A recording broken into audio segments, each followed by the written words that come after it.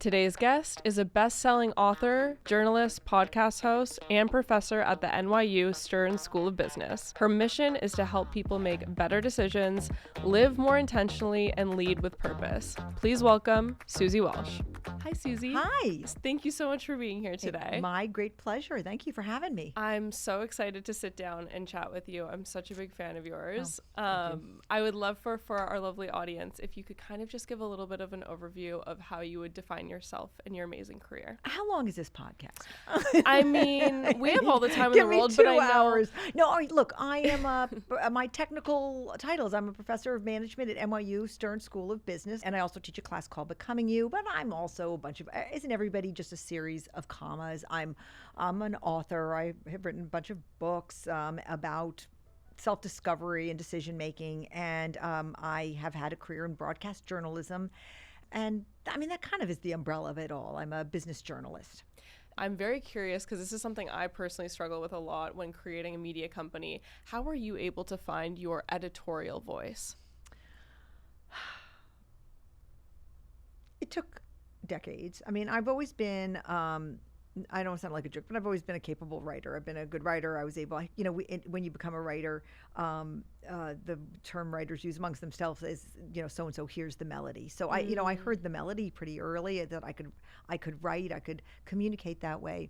But then you struggle with whose voice you have. And when you're a journalist, a lot of times you're just getting the facts out and your voice doesn't belong. But as I got older, I realized how important my voice was to this story. And I think I hate to use this phrase because it's kind of a cliche, but it was a journey. I slowly but surely discovered that the more I wrote with my voice, the more people responded to the writing. And, now my voice is so completely integrated with who I am. There's no separation from who I am and my editorial voice. Wow. Well, congratulations on getting there. Yeah, it takes a while. I know. Don't worry about it. It takes time. I mean, it's been the biggest challenge for me is figuring out our taste and also our point of view. Mm-hmm. As a professor yourself, I would love to know if you could share a little bit about what your students have taught you. Oh, I mean, every day my students teach me more and more. I teach, because I teach about finding your purpose, I am very deeply in touch with hearing what my students, what their values are. Because when you figure out your purpose, that's at the intersection, or at least as I teach it, it's at the intersection of your values, your aptitudes, and your economically viable interests. And aptitudes are one thing. You can just test for them what your cognitive aptitudes are, and your interests are also easy to figure out, put your finger on. People generally know what their interests are by the time they show up at business school. But your values are very personal. And so I learned so much from my students about their values and why they have them, which are different than many people, for instance, in my generation or other generations' values. And they teach me about their inner lives in that way. And I've had to really learn how to be very agnostic about other people's values. And it's just to say, okay, I hear you and I hear where you're coming from. And maybe we're not in the same place, but I appreciate how you got to where you got.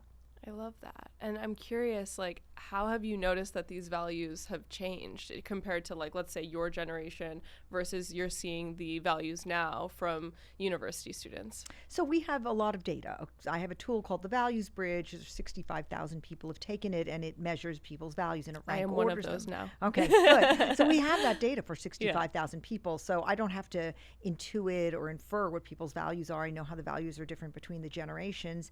And so it's not that your values really change. Your values are pretty set by the time you're 25. And so, but there's clearly distinctly different values between the generations, especially around the values of achievement and work and self-care. Why did you choose defining values as an area that you wanted to focus your life? Yeah, I mean, I think it always just called me intellectually and emotionally. I mean, when I look back at my life and I think about, and I look at myself as if I'm, observing another person, I see me reading books as a young girl trying to figure out human nature and why people made the decisions they did. Why that was put into me as my personality, I don't know. All I know is it's a defining theme through my life is this fascination with the choices that people make and the consequences of them.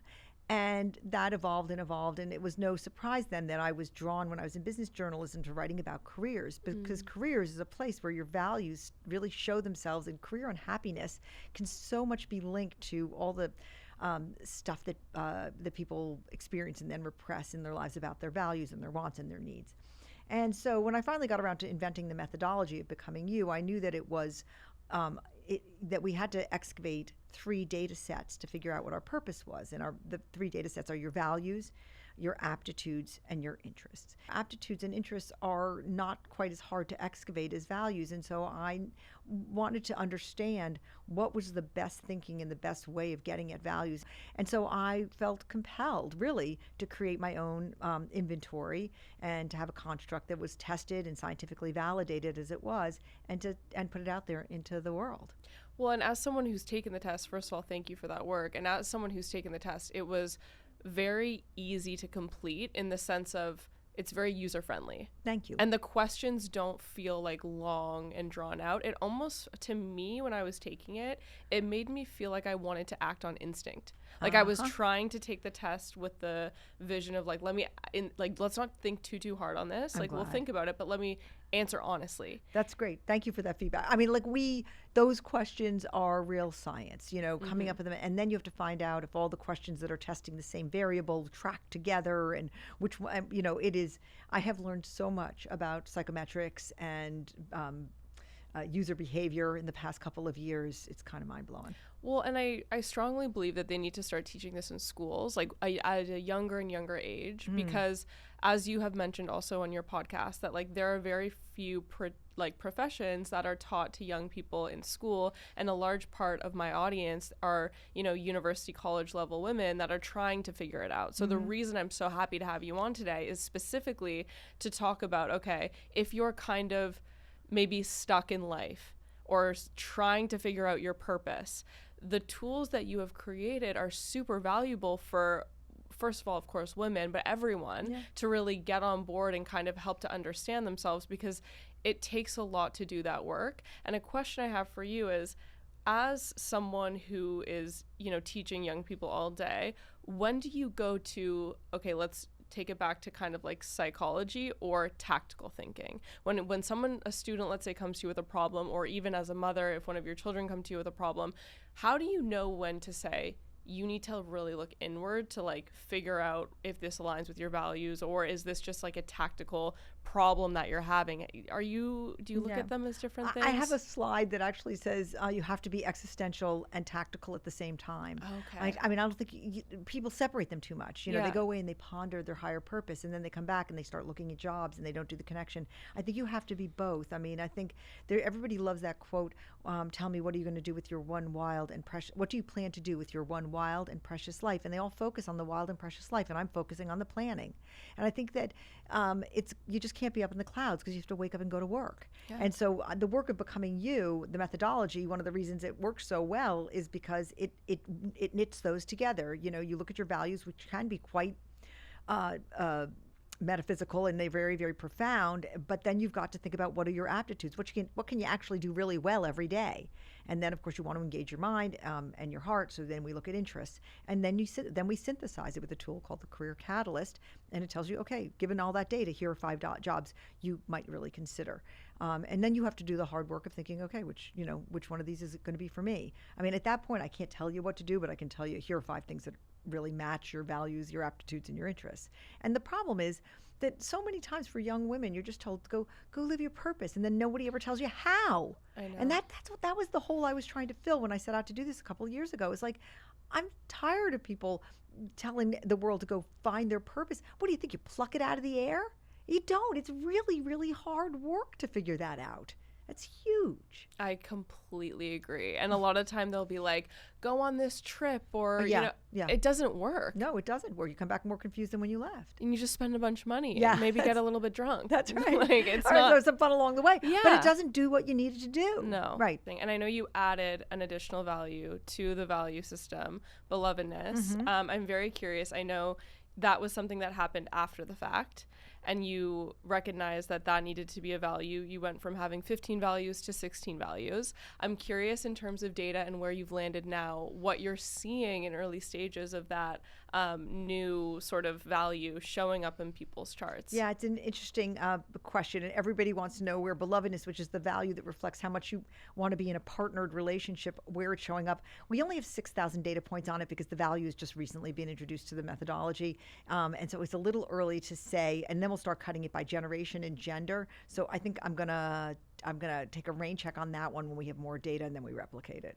It's interesting though, because when I did mine, I thought it would be a lot higher, but it was right in the middle. Okay. Like it was still it was kind of a mid value. Yeah, it doesn't mean that you don't want to be in a partnered relationship, or that if you're in one that you don't want to make it an important thing. It just means that there's actually values that you have that are somewhat higher. And so it's not like, oh yeah, that's not a value of mine. But what was your top value? I'm a little embarrassed. No, beholderism, a lot of people have it. Is that what it was? No. What was it? No, I'll read you the Okay, let's hear the list.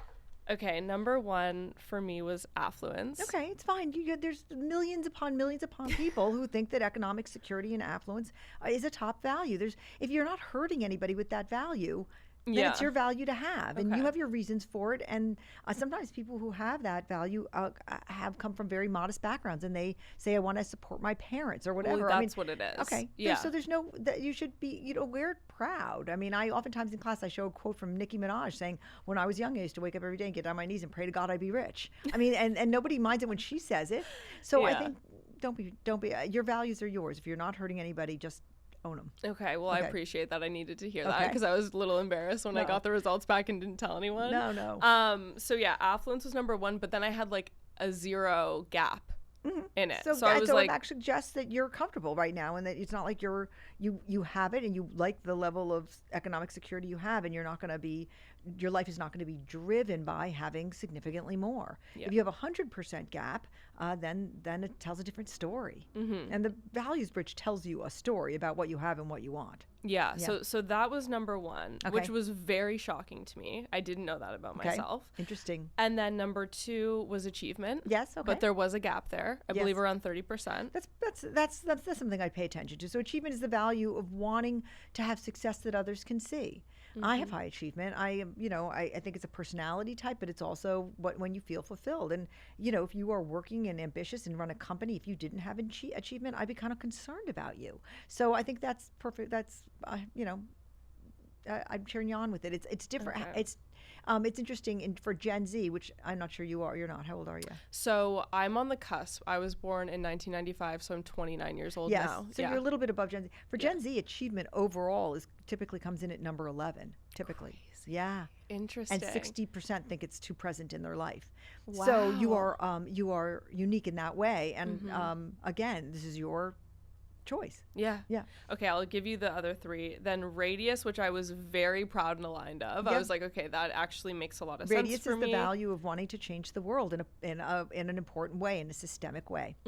And then belonging and scope were my other 2. Belonging is the love of community and friends, and really wanting to have that be an organizing principle of your life. And scope is the desire for a very exciting life, for a big life. And some people have very high scope and want to touch everybody's brains and travel the world and have exciting experiences, and other people desire more regularity and consistency and visibility, and scope is the perfect word to describe it, because they just would like their lives to be more tightly scoped, and there's everything in between. So those are the top 5. Wow.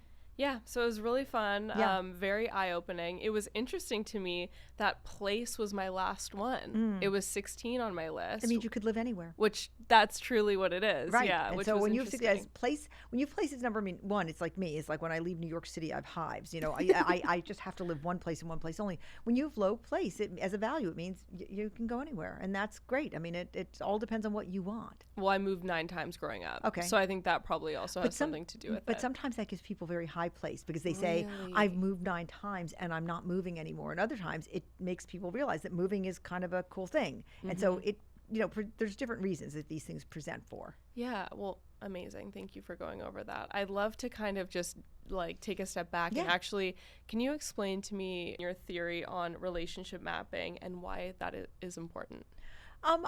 Relationship mapping far precedes me as a theory, and relationship mapping is a technique that's used in all sorts of contexts to help people understand the size of their networks. And the reason why this matters is that it matters for a bunch of reasons. I mean, one of the grim reasons it matters is that when companies or industries go down, they go down together. So if you are looking for a job after your company goes down and you've only known people in your company, then you're kind of screwed. And same is true about industries. I mean, I was in print journalism, and we were all losing our jobs at the same time. And if you are looking for life rafts and everybody else is sinking, you're in trouble. So relationship mapping is a technique, and you can just go online and Google it. There's lots of relationship mapping software where you look to see how many irregular relationships you have, how many relationships you have that are not in your comfort zone. People from different industries, different social strata, different classes, different races, every kind of different thing. How many of those quote unquote irregular relationships do you have? And it's, first of all, it's just healthy to have good and different relationships. It's not for everyone because some people are introverted and it doesn't feel right.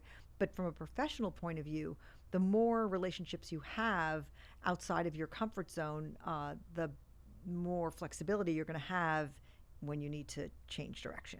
Absolutely. And I also will flag too, like, there was a point in my career that I was just building and working so much and very narrow focus that I actually woke up after, like, I would say like a year and a half of like really, really deep work. And I thought to myself, I'm becoming a really one-dimensional person. Wow. Like, that's very self-aware. Really one-dimensional. Yeah. I speak to the same clients all the time, the same people. Like, I'm very one-dimensional. And I was like, I really don't like this about myself. Yeah. And so I started kind of seeking outside people from different industries for that purpose alone. Yes. Really. I mean, I think that's a great point. That's another reason why it's important to expand your circle, is it does enrich your life and make you wiser, more interesting, more interested in the world. I think that when people do relationship mapping in class, and so I teach my class to both people within NYU, and then I have an outside class that's open to the public. And so I've seen people of all different walks of life, all different ages do relationship mapping. It can be a real wake-up call. Like, if you had relationship mapped at that moment you described, you would have been like, holy, you would have come to the same conclusion.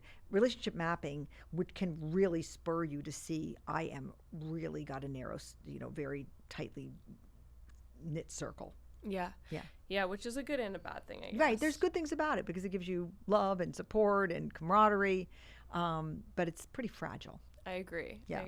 Can you share a little bit about what it means to reskill? And I have a follow-up question for that too. And how does AI potentially affect that practice today? Well, let's just start with reskilling, which is a term which everybody really, I think understands in their bones, which is that, you've got to continually elevate what you know and expand your skill base. It used to be that LinkedIn has incredible research that shows over the past 15 years, your skill churn was 25%, meaning every year you had to throw out 25% of your skills, they were no longer relevant, and learn 25% of your new skills. And they predict that from this date to 2035, it's going to be 65% skill churn. That whatever you're doing right now, and that part of that's AI, is that AI is going to come in, agents are going to be doing all sorts of things that you used to do, and there's going to be things that you have to do that are either in relation to AI or different from AI. And so, this is part of life. I had a student recently in one of my outside immersives classes, and he said he was taking it because he wanted to find a job with security. And I said to him, oh, my dear friend, I know, I hate to break this to you, but that just does not, I don't know, there are some jobs with security. I think maybe, and I don't know if you want, maybe jobs in the trades are going to have more stability because until there's robots doing everything, real people are going to build your house. But in anything in the knowledge industries, there's just going to be a lot of churn, and you have to stay even with it or ahead of it. And there's very few people in the world who are wired to love that. It's like change. People say, oh, I love change. Like, really? Change is hard, and most people don't love it very much. But some people have higher comfort level and higher kind of acceptance of it than others. And so I think that this is going to be part of the factor, the pile of things we have to factor in when we're thinking about what we're going to do with our lives. Yeah, I agree with you. And I think it was interesting when I was in school, I went to school for media production. One of my professors said, you will be creating content for platforms that don't exist yet. He was right. And he was absolutely right. Yeah. He was right. And again, like when I first started my company, TikTok didn't exist, and now it's a huge revenue driver for us. Yeah. Like, it's crazy. Yeah. So I see your point. Yeah. It does make it a tough world to kind of adapt to, but it's absolutely something that is necessary. When the next new technology comes along, you're going to say, yeah, okay, I've done this before. I'm not afraid. We figured it out with TikTok. We figured it out with this, and we're going to figure it out now, everybody. And that's just the way it's going to be. I love to provide a lot of value to the audience. So I kind of wanted to do a little bit more kind of not rapid fire, but more tangible questions. Of course. You had a great moment in your podcast where you really dove into the Sunday scaries and how you can kind of counteract them and how you can kind of defeat them, and it started with defining it. Well, the Sunday scare is the feeling you get before you go back to work on Monday, of course, and everybody's familiar with this term. I think that the Sunday scaries are a symptom, and they can be a symptom of something very simple, like you don't like your boss, and that's a totally different problem than what the Sunday scaries are often a symptom of, which is that you have either an aptitudes or a values mismatch with your company. So a values mismatch is pretty hard to overcome. You value belonging and eudaimonia, and your company values achievement and work centrism, and you are getting the Sunday scaries because you know you're walking to an environment where you just do not have any values overlap with your organization. And if that's the case, it's pretty hard to change unless you want to repress your values. Your company's values are not going to change. And so it's a matter of either saying, okay, I'm putting my values aside, I'm going to stop caring about that mismatch, or I'm going to go look for another organization. Aptitudes are something you can fix. So sometimes you're going to work and you've got the Sunday scaries because the work is ahead of you. It's bigger than you. You can't wrap your arms around it. And you know you're walking into a soccer match where you don't have the skills to get the ball into the goal. And your body is telling you that something has to change. And what has to change is you putting your finger on what aptitudes you don't have and then getting them. You know, are you a brainstormer in a job that requires somebody who's not a brainstormer but an idea processor? Are you a generalist in a specialist's job? And so I think what's really important is test your aptitudes, find out what they are. There's excellent tests out there. The one that I recommend is uscience.com. It's a little bit pricey. I mean, it's $50, but this is some of the best money you'll ever spend. I understand that's a lot for people, but I don't know a better test, and it will teach you stuff about yourself you need to know. There's 9 big cognitive aptitudes, and you will find out what you are, and you'll say, oh my God, I am a specialist in a generalist job, or I am a inductive thinker in a process supplier's job, and you'll see where your aptitudes are, and you'll quickly know if your job is that kind of job. And this may allow you to go to your boss and say, I think I need to either take this kind of class or get this kind of mentoring, or I think I should be doing Sally's job, and we should switch because we've got different aptitudes. So I think you can't just let those hover and just eat you alive. You've got to do the diagnostic work. Yeah, that's fascinating. And I'm curious from the perspective of if you're an employer looking at this as well, like how do you suggest balancing your teams? Well, if you're in a big company, you want a top team with a mix of different aptitudes, and you don't want different values. You would like everybody to have the same values. Otherwise, it's very hard to move forward. And oftentimes you want a mix of aptitudes. But if you're a manager who's not running a big team and you have just one team that's got to do the work, you want to match the person with the aptitudes that are required. And that's why people lose their jobs, is that the boss looks at them and says, okay, they don't have the right aptitudes for this job. So better for you to be ahead of that. Yeah. And when someone takes this test and let's say they're deep in their job, they're super unhappy, they know that there's a mismatch, do they just start looking for another job if their company's not flexible? Yeah. And it's just that, yeah. I don't know what you can do. I mean, you really can't change your aptitudes. No. I mean, they're inborn. They're they're set by age 15. Wow. I mean, you can try. Say you're a generalist in a specialist job. Everybody kind of gets that one, right? I mean, is you're a very broad thinker. You're like the mayor of a town. You love talking about a little bit of everything. Yeah. You're sort of good at connecting dots. And a specialist is a person who sort of wants to go deep bore into the center of the earth on one topic. And so say you discover, okay, you get some language for it. You say, I am definitely a generalist in a specialist job. You know, that's why I am unhappy and why I feel like I'm in a suit that's 3 sizes too small every day. I mean, you can try to make yourself into a specialist, but you're never going to be a good specialist. I mean, this is what aptitudes are all about. These are our natural innate proclivities. Thank you for sharing that. I'm curious, when interviewing, you suggest that someone gets very direct and say, I want this job. Yeah. And that is a quote that really struck me, because I've interviewed and also been like on the other side of that. So I've interviewed other candidates, and then I've also been the one, I've had 10, 20 jobs in my life. And I've never said in an interview, I really want this job. And I've also never heard anyone say in an interview, I really want this job. But I feel like if they did, that would completely set them apart. So how did that come to you? Like that piece of advice for it came young to people? me a huge time ago. So it's probably 30 years ago. And my husband and I just bought an apartment. We decided we were going to get a decorator. And so we interviewed a lot of different decorators for it. And they were all really, really good. And we liked them all. And one evening, a decorating pair came over. It was two guys who had their own firm, and we were sort of going over details with them, and one of them looked at us and he said, I want to be very clear. We really want this job. And my husband said, it's yours. There was, and I saw the power, and we ended up having a fantastic long relationship with them. They sincerely wanted the job. They maybe felt very vulnerable in that moment, but we wanted somebody who wanted the job. And I went on to see how powerful it is. I was interviewing somebody the other day, and he was a fantastic candidate. And I stopped the interview and I said, I'm sorry, I'm just not clear. Do you want this job? And he said, oh yeah, no, I totally want this job. And people don't say it. It feels very cringe. It feels very vulnerable. But, imagine how it changes it. Now, when you say it, if you're being interviewed, you feel like you're embarrassing yourself and you're humbling yourself. But if you want the job, say, and you can go on to say, look, I really want this job. And I do think I'm the best person for it for these reasons. It just changes the game. I'm so surprised it's not more out there. No, it's not. And that's why I wanted to bring it up for today, because I was just like, this needs to be out there more. Last question before we wrap.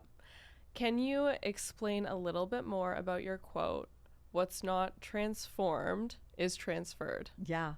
I think I heard it in church. I don't know whose quote that actually is. Are you religious? I am. That's amazing. My number one value is cosmos, which is the faith value. So when I take the test, the values bridge my number one. Yes, but I've always been a very, very faithful person. Okay. So I heard that quote probably in church. I don't know how long ago. I think it's actually a famous person said. I don't know who it is, but I think it's a well-known quote. But I do use it all the time, and I think it's about our pain and about our trauma, which is if we don't transform it into a positive force within us, we transfer it onto other people. And if you just think, hurt people. And it's the same notion, which is a lot of us are filled with a lot of really huge and maybe not always good emotions. And it's our job. No one's going to do it for us. No one's going to transform the dark to the light except for us. We have to do that for ourselves. And if we don't, we're part of the problem and not the solution. Amazing. Well, I think that's a perfect place to end. Thank you so much for joining us Thank you today. for I really having me. appreciate it. That was wonderful. Thank you. Thank you to our fantastic guest, Suzy. This show is brought to you by Sigbird Productions. If you're a fan of the show, please subscribe for weekly episode releases.